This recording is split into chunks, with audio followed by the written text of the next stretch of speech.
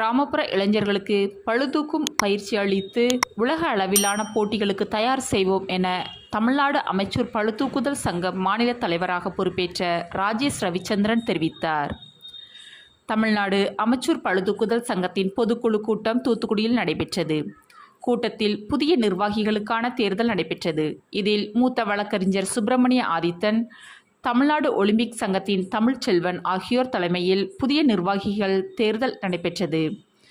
இதில் மாநில தலைவராக ராஜேஷ் ரவிச்சந்திரன், செயலாளராக வழக்கறிஞர் SSP அசோக், பொருளாளராக விஜய் தேர்வு செய்யப்பட்டார்.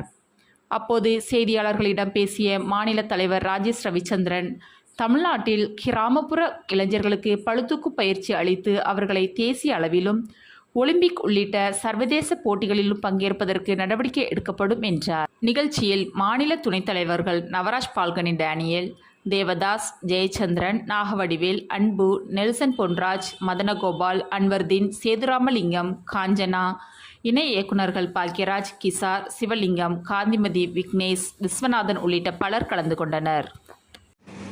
தமிழ்நாடு அமைச்சர் வெயிட் லிஃப்டிங் அசோசியேஷன் மூலமாக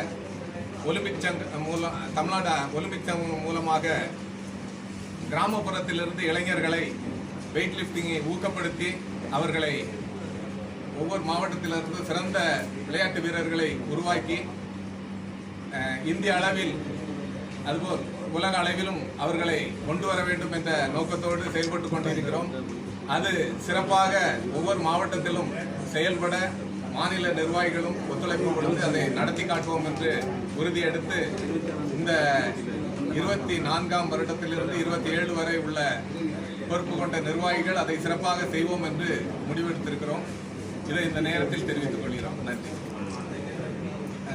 தமிழ்நாடு முதலமைச்சர் தளபதி மு க ஸ்டாலின் அவர்கள் விளையாட்டுத்துறையில் அவங்க சிறப்பாக செயல்படுவதற்காக அமைச்சர் உதயநிதி ஸ்டாலின் அவர்களை ஒவ்வொரு மாவட்டத்திலும் விளையாட்டு வீரர்களை ஊக்கப்படுத்துவதற்காக அநேக காரியங்கள் செய்து கொண்டிருக்கிறார்கள்.